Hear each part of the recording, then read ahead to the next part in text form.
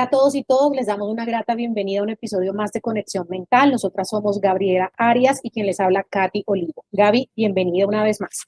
Hola Katy, es un gusto saludarte en este nuevo episodio de nuestro podcast.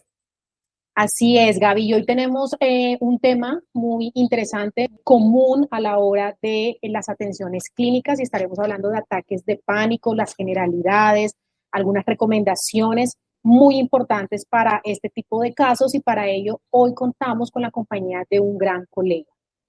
Así es, él es Robinson Montoya, es docente, es psicólogo clínico, magíster y también es supervisor universitario. Bienvenido, Robinson. Katy, Gabriela, ¿cómo están? Es un placer estar de nuevo con ustedes. Un saludo muy especial para cada una y para la inmensa audiencia que yo sé que ya escucha esos podcasts todo el tiempo, en todos los sistemas de transporte, en todas las universidades, en las aulas, etcétera. Para nosotras es un placer tenerte nuevamente en nuestro podcast en Conexión Mental y el día de hoy pues vamos a estar desarrollando un tema de mucho interés. Para ello, quisiéramos iniciar preguntándote cuáles pueden ser los factores desencadenantes para la presentación de ataques de pánico en las personas. Ok, sí, Gabriela, a ver, me parece importante empezar por mencionar que es un tipo de trastorno que tiene una prevalencia alta. En realidad uno encuentra en la consulta un porcentaje importante de las personas que van con, bien sea crisis de pánico como tal, muy situadas, esporádicas, o lo que se puede constituir en un trastorno de pánico ya a partir de la consolidación de los síntomas a través del tiempo y que se van presentando de manera mucho más frecuente, tiene una prevalencia importante y a veces aparecen comorbilidad, bien sea con otros trastornos de ansiedad u otros trastornos, incluyendo la depresión. De los factores desencadenantes, digamos que hay una explicación desde el punto de vista biológico que incluye tener ciertas vulnerabilidades biológicas y pues eso implica que la persona tenga cierta prelación por el hecho de su componente genético, que pues obviamente la predispone, no es algo de la que la persona tenga que sentirse mal, tampoco es algo que pueda controlar, pero que podemos hablar desde el punto de vista biológico de una estructura que es la amígdala, que es una estructura que en los seres humanos y en general en los seres vivos funciona para respuestas de lucha o de huida. Al parecer, algunas personas que sufren trastornos de pánico pueden tener una amígdala que se activa más fácilmente, una amígdala hiperactiva, por decirlo. El resto de las personas no funciona de la misma forma y no constituye el trastorno de pánico. Entonces tenemos un factor biológico importante ahí que, como les digo, pues no está bajo el control de los pacientes ni de las personas, que pueden no saber que lo tienen, pero que además combinado con otros factores de tipo más contextual, de tipo más psicológico, con otros rasgos de personalidad o más situacionales de momentos actuales, pueden ayudar a desencadenar. Estos factores pueden ser también altos niveles de estrés, puede ser otros trastornos del estado de ánimo, haber experimentado incluso eventos de características traumáticas incluso años atrás de manera también especial existe algunas correlaciones bien interesantes relacionadas, por ejemplo, con ciertas enfermedades de tipo físico, médico, que no son de competencia nuestra, pero que sí tienen una correlación importante. Estoy hablando, por ejemplo, de condiciones como infartos al miocardio, como trastornos respiratorios, como el asma, o personas que tengan dificultades como EPOC, o enfermedad pulmonar obstructiva crónica. Este tipo de enfermedades se correlacionan mucho con estos síndromes vertiginosos, por ejemplo, que producen muchos mareos, a veces por laberintitis en el oído o en el sistema vestibular, predispone a las personas a que desarrollen ataques de pánico porque, como vamos a desarrollar, me imagino ustedes me irán diciendo, tiene mucho que ver con una mala interpretación de sensaciones físicas. Entonces, digamos que ahí más o menos creo que te nombré algunas. Claro que sí, Robinson, y mencionabas, yo creo que un componente bastante importante, y qué bueno que lo mencionas, ¿sí? Para poderla aclarar también a los oyentes, y es que precisamente creo que hay un componente físico, y eso puede exacerbar un poco ese miedo excesivo a presentar posteriores ataques de pánico, ¿sí? Porque tal vez lo relaciona mucho con esa posibilidad de morir, como que tal vez me está dando un ataque al corazón, ¿sí? Además que tú hablabas de la amígdala y de diferentes cosas que realmente tienen un componente allí tal vez importante a nivel físico, fisiológico. Y acá me surge entonces la pregunta para aclarar un poco, ¿es necesario de cierta forma trabajar de forma interdisciplinaria, poder recomendar al paciente que puede estar presentando esta sintomatología que podría corresponder a un ataque de pánico, pero poder descartar algunas cosas físicas como para mayor tranquilidad, inclusive para mayor adherencia al tratamiento? Sí, digamos que en ciertos casos puede ser necesario la interconsulta con la parte médica, pues especialmente psiquiatría. Sin embargo, yo soy, digamos que muy reservado a la hora de remitir a psiquiatría, no porque esté mal, simplemente considero que los trastornos de pánico forman parte de estos grupos de entidades psicológicas que deben ser vistas y tratadas primero por psicología.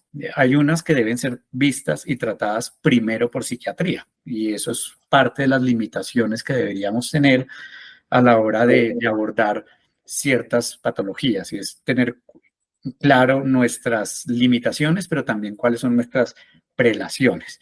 Y los trastornos de ansiedad en general deberían ser pues, tratados principalmente por psicología.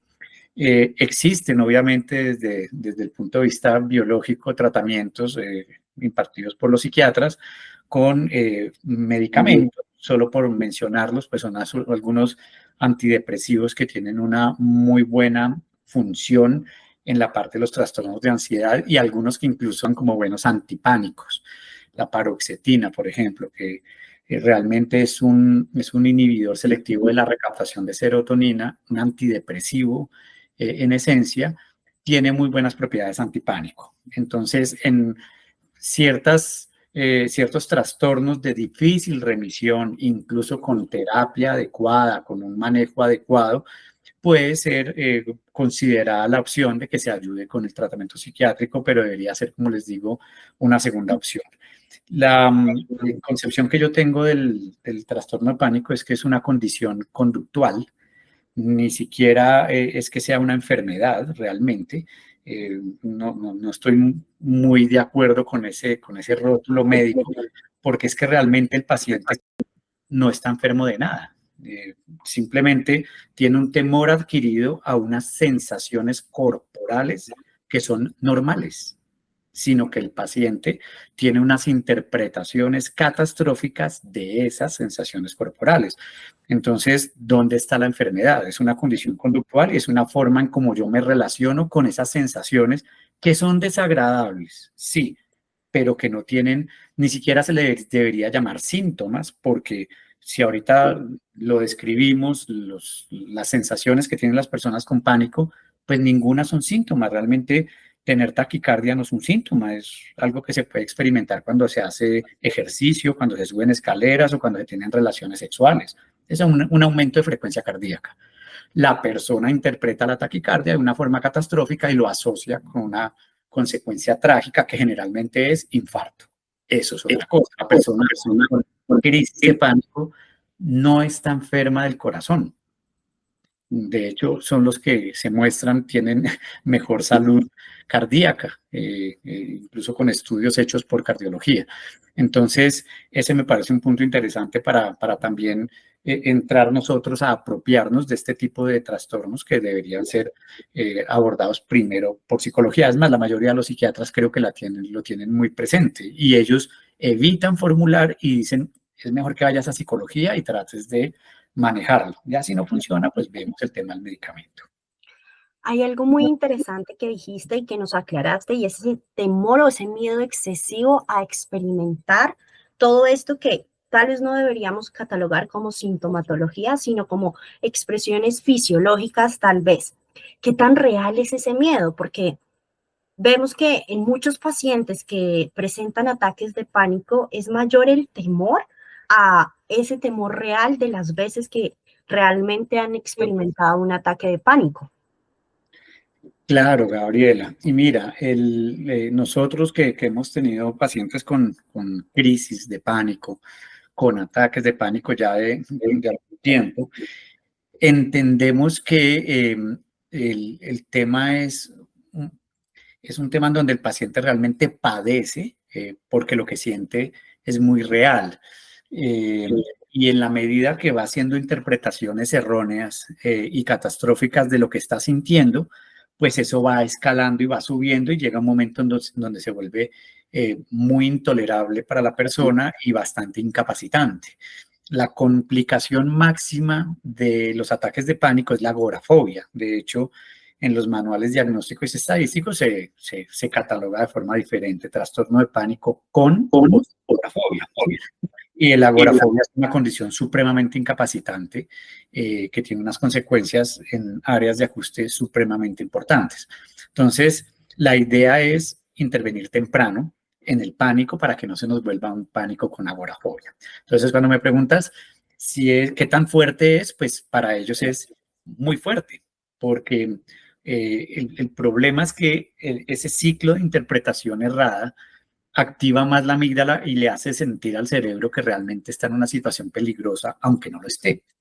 Entonces, la persona sencillamente empieza a tener unas sensaciones que podría estar teniendo un familiar en el gimnasio cuando está haciendo ejercicio, y la persona que está haciendo ejercicio entiende que el ritmo cardíaco se acelera, que su frecuencia respiratoria se acelera, que tiene sudoración, que tiene respiración entrecortada, y no lo ve esas sensaciones desde un punto de vista catastrófico porque sabe que es una consecuencia del ejercicio. Otra persona al mismo tiempo está experimentando eso, y la interpretación que tiene pues va a depender mucho de las sensaciones. Me va a dar un infarto, me va a dar un aneurisma, o me voy a desmayar, o me voy a morir. Empieza a atribuirle a eso, y digamos que esa amígdala que ya está sobreactivada empieza a mandar mensajes a la corteza prefrontal como si realmente estuviera en peligro, y pues la corteza prefrontal sigue mandando más recursos para poder hacer frente a esa situación de emergencia que no hay tal, ¿sí? Finalmente es una falsa alarma, y el individuo cae en ese círculo, ¿no?, de creer que realmente está en una situación peligrosa, pero lo que está siguiendo es una alarma. Entonces, por eso es que lo experimentan con mucha intensidad, y a veces es difícil incluso para los familiares entender lo que está sucediendo, porque es desbordante, y ellos sienten que en un rango de 0 a 10 lo están sufriendo en 10, pero es prácticamente por la interpretación errónea de esas sensaciones. Dijiste algo muy importante y es la interpretación. Aquí juega un papel casi que fundamental la valoración que hacemos sobre esa sintomatología, entre comillas, ¿cierto? Sobre esa experimentación fisiológica que la persona está presentando.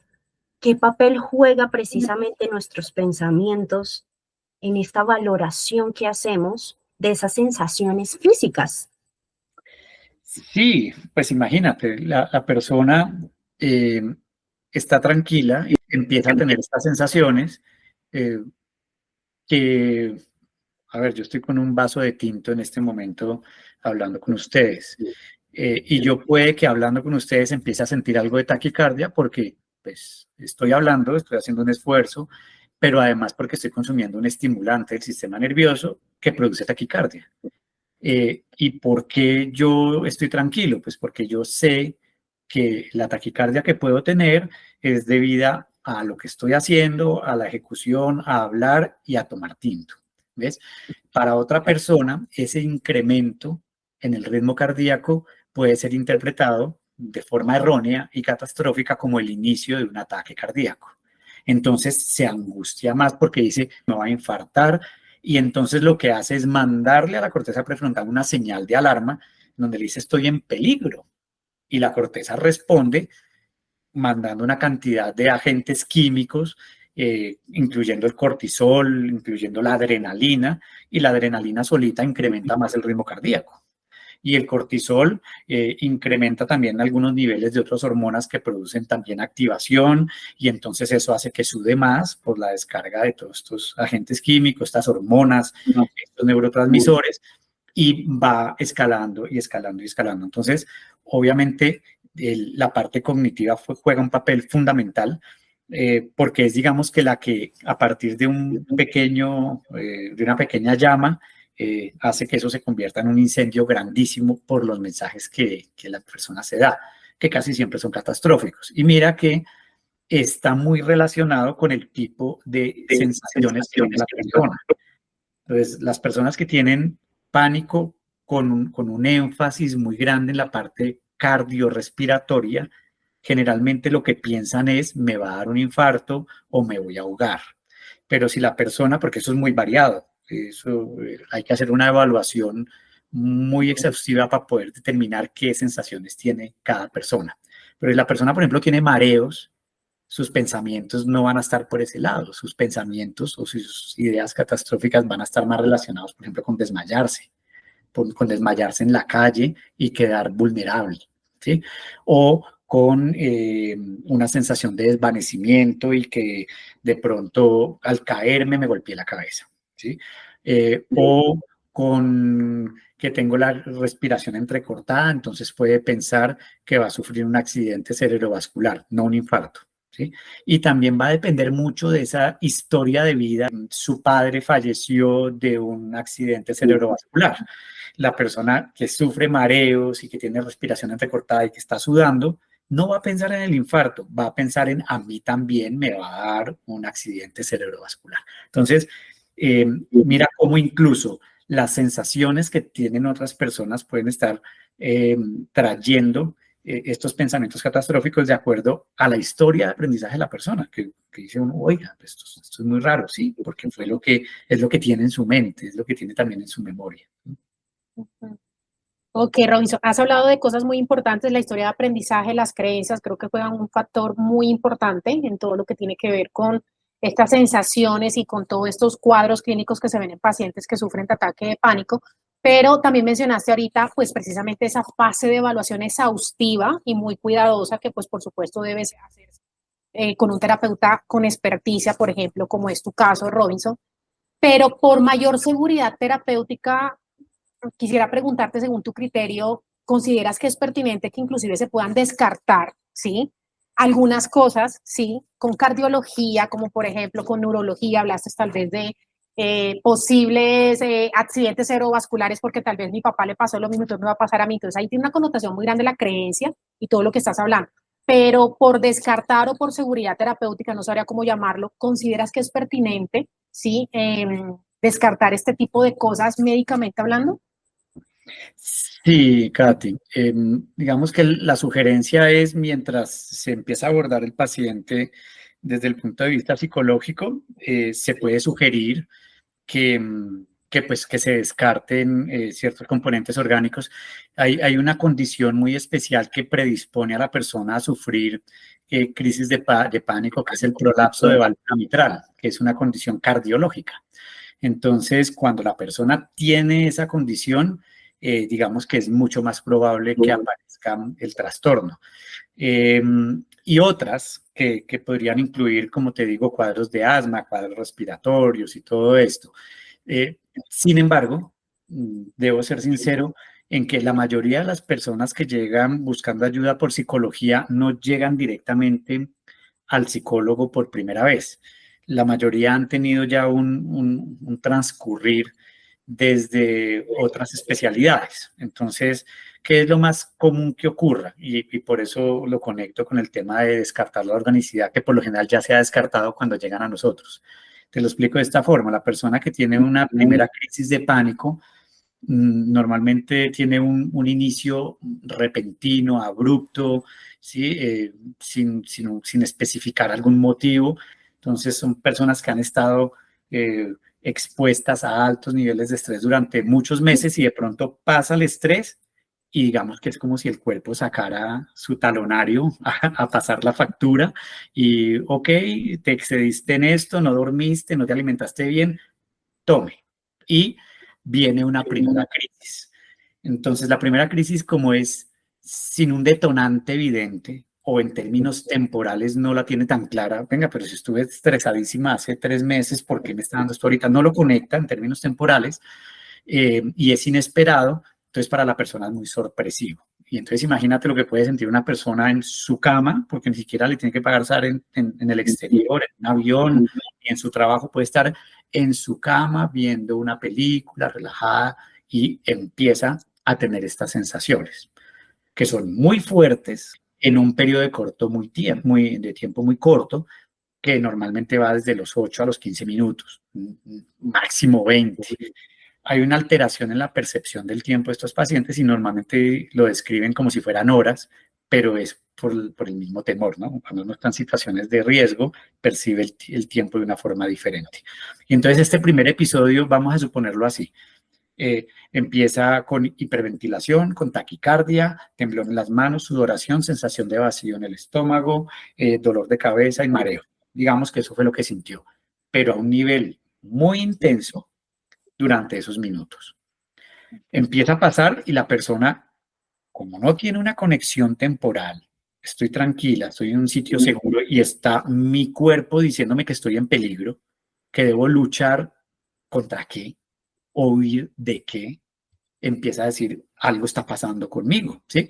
Y también es otra de las interpretaciones, como le decía Gaby, que sucede a veces y dices, hombre, entonces me estoy volviendo loco. ¿Sí? Cuando no es que me estoy infartando, o me voy a morir, me estoy volviendo loco porque estoy sintiendo esto.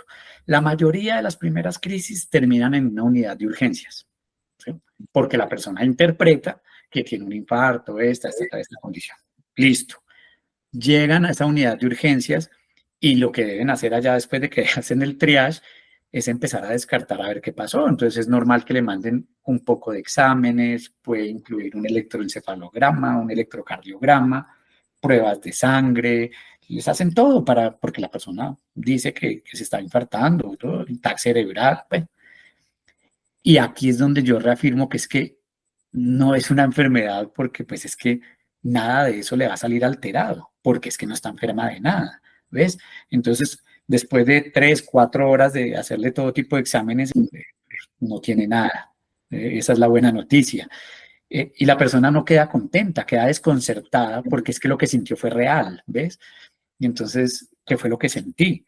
Entonces ya por ese lado hay un desconcierto, pero es que lo que yo sentí fue real y parece que no tengo nada. Y generalmente ahí es remitida o a psiquiatría o a psicología o a ambas. Entonces tampoco le sirve al paciente porque entonces reafirma la segunda creencia. Si no estoy enferma del corazón, entonces estoy loca, porque desafortunadamente todavía nuestro medio psiquiatra y psicólogo es sinónimo de locura. Entonces dice, sí, ve, entonces yo creo que es que voy a estar es loca. Cuando nos llega a nosotros de una no hay mucho problema porque pues listo, cogemos al paciente y le explicamos una buena psicoeducación como lo que estamos haciendo acá, el paciente lo entiende y se va mucho más tranquilo. Ah, no estoy loca, no estoy enferma, no voy a morir de esto, chévere. Cuando va por psiquiatría primero, algunos sencillamente remiten y dicen, no, esto no es de psiquiatría, ve a psicología y sigue con controles conmigo. Listo. Pero entonces, mira que ya cuando nos llegan, casi siempre está descartada la organicidad porque ya pasaron por urgencias, porque les hicieron exámenes o porque pasaron por psiquiatría y el psiquiatra también puede pedir toda una batería de exámenes de laboratorio, alteración de perfil tiroideo, puede pedirle algunas otras pruebas y ya nosotros nos llegan con eso descartado. ¿Qué diferencias podemos encontrar? Ya nos hablaste como de todas estas sensaciones físicas que experimenta una persona y también nos hablaste de este temor excesivo y precisamente de que generalmente psicología es casi que el último paso, la última consulta que tienen las personas que experimentan ataques de pánico. Pero muchas veces las personas tienden a confundir también los ataques de pánico con la ansiedad, ¿cierto? Encontramos que a veces pueden presentar también comorbilidad, pero generalmente las personas siempre asocian tener o presentar un ataque de pánico con que además estoy sufriendo de ansiedad. ¿Qué diferencias existen entre la ansiedad y el ataque de pánico? O si una puede llegar a desencadenar que se presente tal vez, por ejemplo, los ataques de pánico que puedan llegar a escalar a, sí, a una ansiedad un poco generalizada o viceversa. Sí, pues es que mira que desde el punto de vista nosológico, las clasificaciones que existen a nivel de manuales diagnósticos y estadísticos, lo que entendemos es que a nivel de categorías, los trastornos de ansiedad que podrían estar como en una rama de estos cuadros, podemos encontrar al menos 5 subtipos de trastornos de ansiedad, ¿sí? Trastorno de ansiedad generalizada, trastorno obsesivo compulsivo, trastorno de ansiedad social o fobia social, trastorno de estrés postraumático y el trastorno de pánico, incluyendo también las fobias, que es otro tipo de trastornos de ansiedad, y cada una, digamos, que responde de manera muy clara a lo que se teme. El trastorno de pánico tiene una consideración importante y es que puede estar comórbido con cualquiera de los otros trastornos.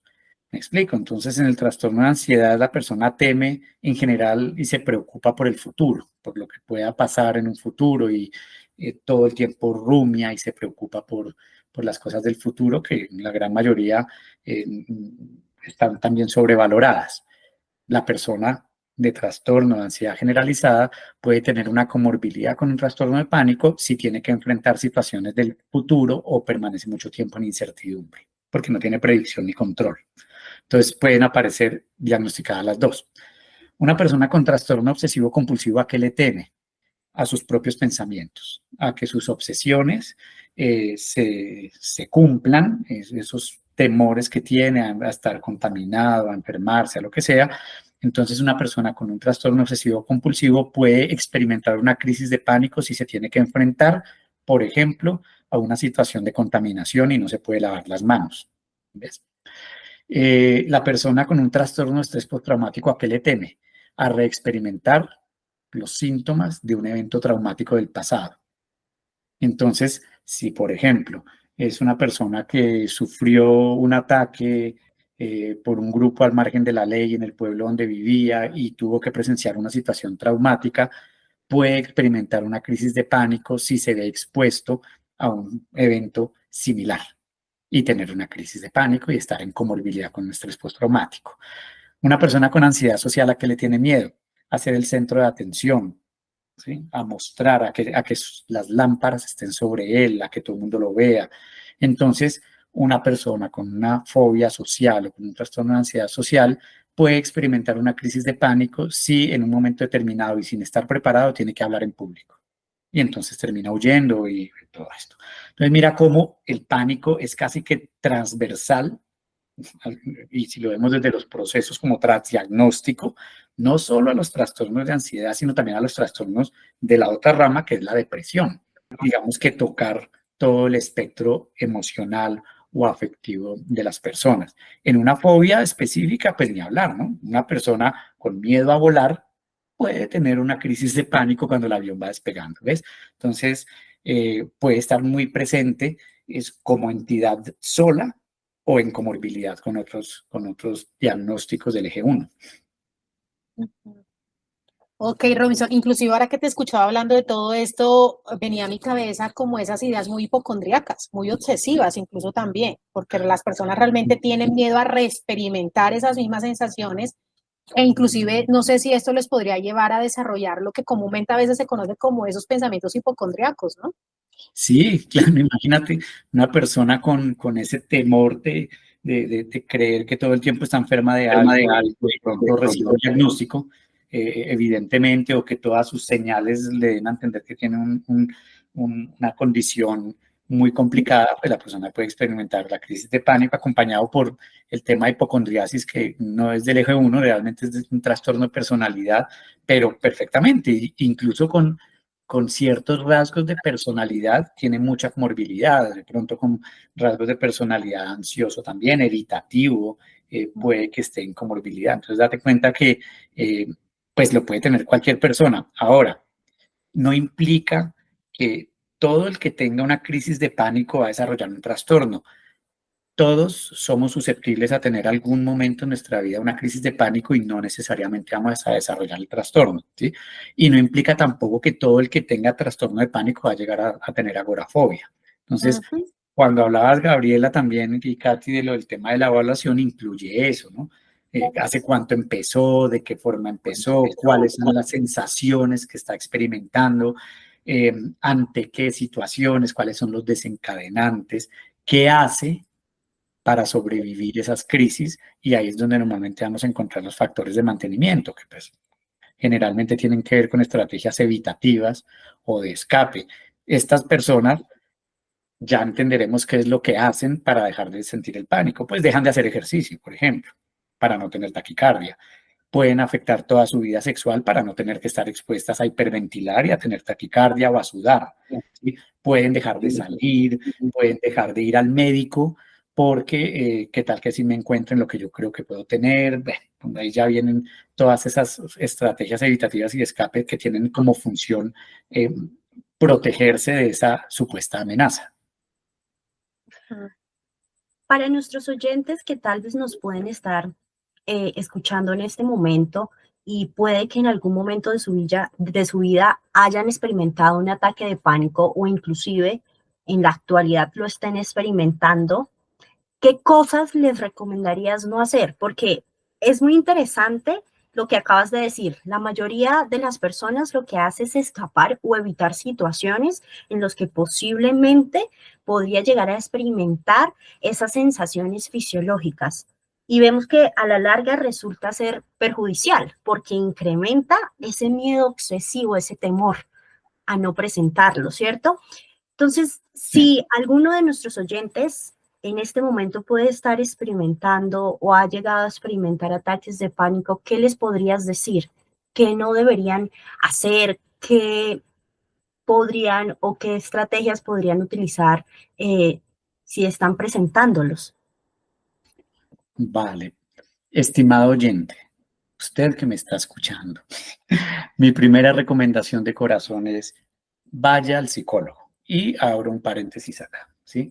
Vaya al psicólogo sin temor, sin prejuicios y sin dejarse guiar de pronto por las creencias que aún son comunes en nuestra sociedad y tiene que ver con que al psicólogo van los locos.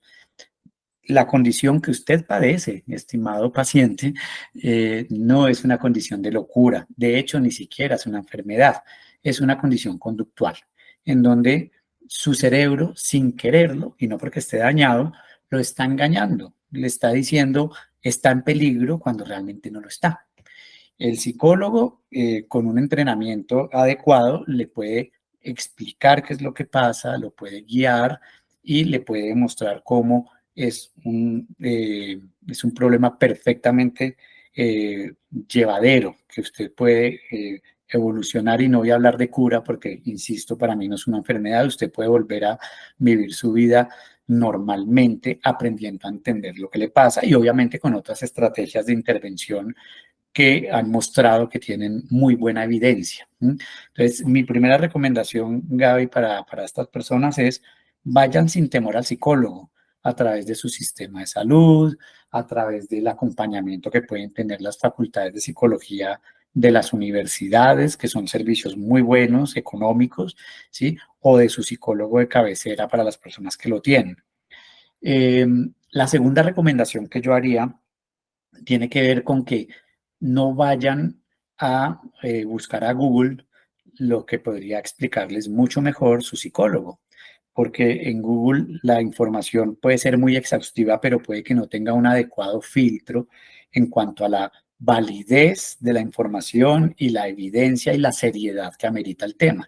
Entonces, muchas veces cuando van a Google lo que encuentran son respuestas de personas sin entrenamiento, de pseudopsicólogos y de personas influenciadoras que pueden tener muy buena intención, pero muy mala praxis o no tener una práctica adecuada y empeorar el problema, porque pues lo aborda desde otros campos que, como les digo, no tienen la suficiente evidencia para hacerlo.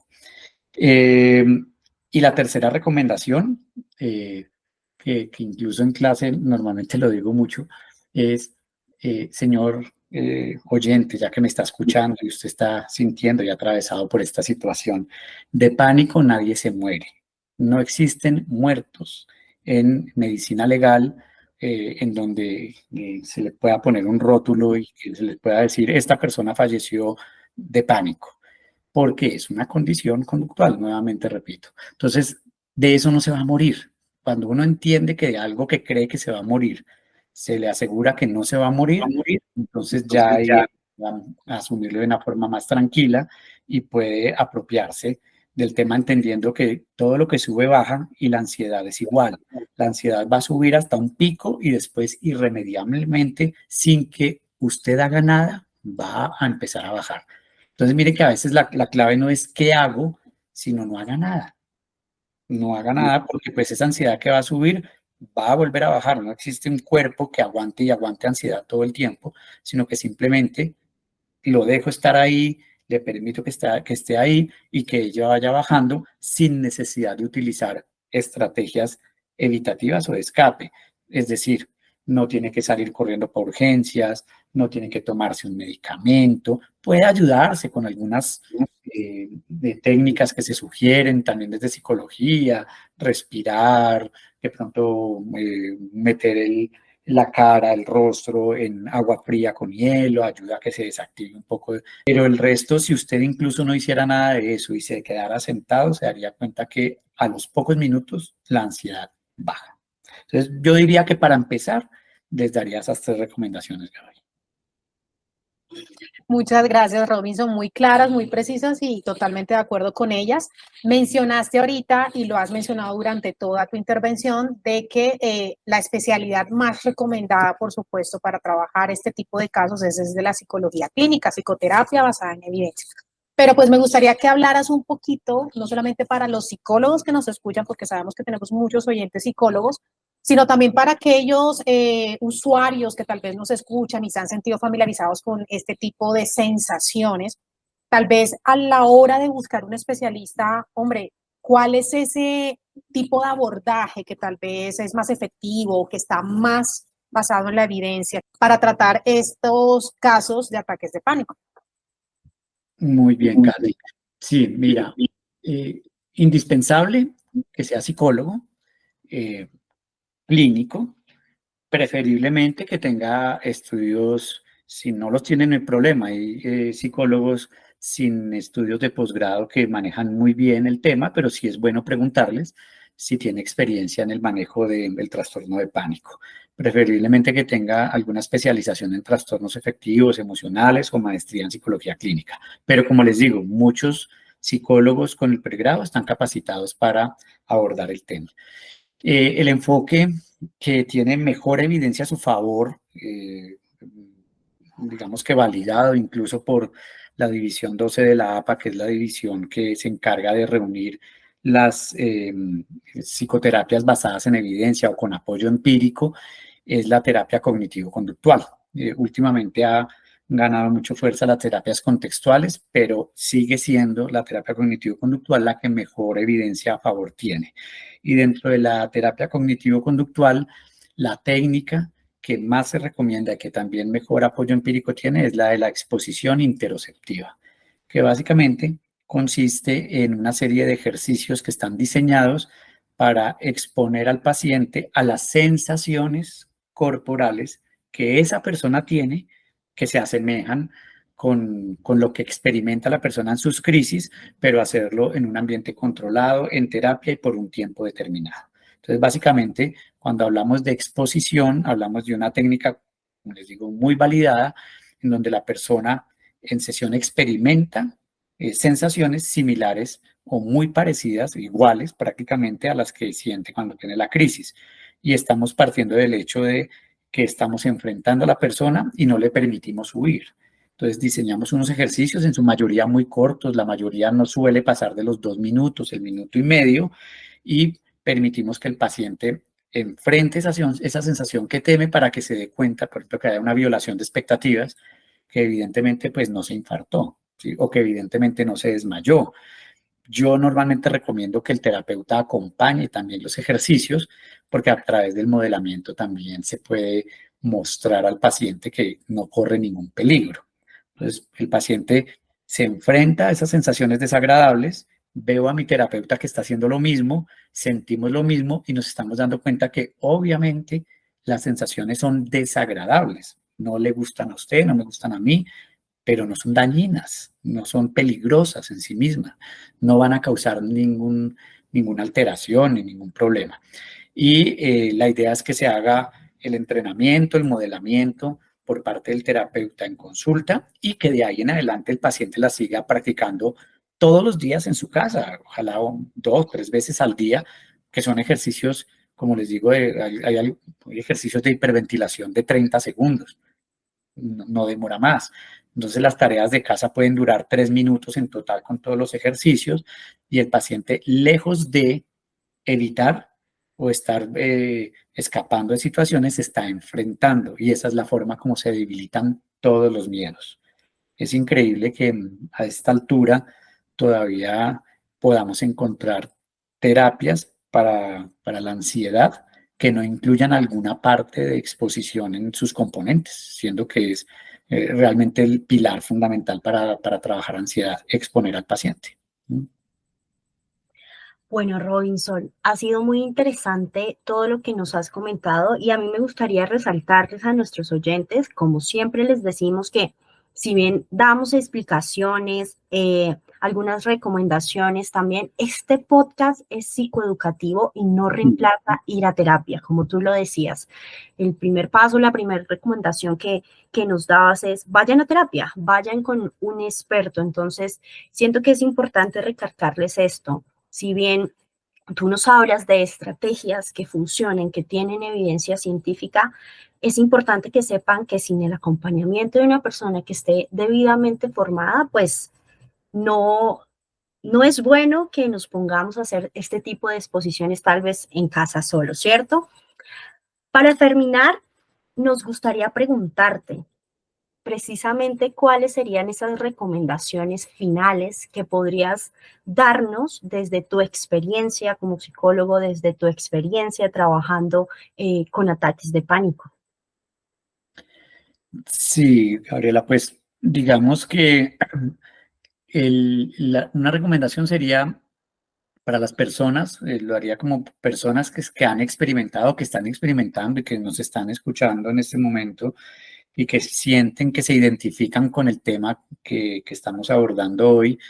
Eh, el primer paso, pues obviamente la consulta, ¿sí? Sí, que eso ya quedó bastante claro. Lo segundo, de darse cuenta que lo que mantiene los problemas de ansiedad son las estrategias evitativas y de escape. Entonces, no permita y no deje que el problema avance y no trate de controlarlo dejando de hacer cosas. Entonces, si yo me estoy dando cuenta que tuve una crisis y como consecuencia de esa crisis yo dejé de ir a bailar o dejé de hacer ejercicio o antes montaba bicicleta pero ya no monto o antes me subía al ascensor pero pues ahora no me monto y me voy por las escaleras, que no tiene nada de malo desde la parte del manejo del sedentarismo, pero cuando la función de mi conducta está siendo por evitar tener una crisis, pues no es funcional y no es adecuada. Entonces, si yo me estoy dando cuenta que estoy dejando de hacer cosas por ese temor a experimentar nuevamente una crisis, esa es una señal de alarma que me indica debo hacer algo. Si yo sigo permitiendo que ese miedo me vaya restringiendo mi vida, la complicación máxima tiene que ver con el tema del trastorno como tal, ya del pánico, con ingredientes, sino es que con una agorafobia completa. Entonces, también consultar a tiempo y no permitir la evitación. Y por último, el tema de las señales de seguridad, el tema de las conductas sutiles de evitación, que también son como, me pueden servir también como señales de alarma. No tiene nada de malo tomar agua, si por ejemplo yo la tengo aquí también, aunque estoy hablando, entonces se me reseca la boca. Pero si yo estoy notando que yo para todo lado donde voy me llevo mi botilito de agua, no tiene nada de malo, pero si yo lo que descubro es que eso forma parte de una estrategia de evitación mía, que tiene que ver con que no me vaya a dar una crisis de pánico, pues esa es una conducta sutil de evitación que me está manteniendo un problema. Se las pongo de otra forma. Hay personas que fueron formuladas incluso con, con benzodiazepinas por psiquiatría, con clonazepam, gotas de clonazepam, que sirven para el pánico también. Pues, puede funcionar. Y la persona puede decir, hace 6 meses me las formularon, el psiquiatra me la quitó a los 2 meses porque son medicamentos con cierta tendencia a ser adictivas. Entonces yo hace 4 meses no consumo clonazepam, pero no salgo a ninguna parte sin las goticas en el bolso. ¿Sí? Pero hace 4 meses no las consume. Sí, no, yo ya no las consumo, pero las llevo en el bolso. ¿Para qué? Por si acaso. Ese por si acaso quiere decir que está teniendo una conducta sutil de evitación que le está ayudando a mantener el trastorno. Entonces hay que sacar las goticas. Eso se hace con terapia. Eso se hace con el acompañamiento del psicólogo. Pero entonces también si ustedes notan que están teniendo algunas conductas de estas sutiles de evitación que pueden ser muy variadas, el tema del agua, el tema de no subir ascensores, el tema de las goticas, la pata de conejo en las llaves, bueno, eso pueden haber una cantidad de cosas. Quiere decir que probablemente están teniendo, hay unos factores de mantenimiento que no los dejan avanzar. Esa es función del psicólogo, descubrirle esas cositas también. Ok, perfecto, Robinson. Muchas gracias, de verdad muy valioso todo lo que nos has compartido el día de hoy. Sé que ha sido de mucha utilidad y un contenido de valor muy importante para nuestros oyentes. Así que pues nada, una vez más, Robinson, de verdad, gracias por tu tiempo. Pues nada, no sé si quieras por favor recordar una vez más tus redes sociales en Instagram para que las personas que tal vez quieran seguirte o quieran de pronto, ¿por qué no contactarte? Ya que eres experto realmente en esta temática pánico, entonces pues para que por favor no las confirmes nuevamente.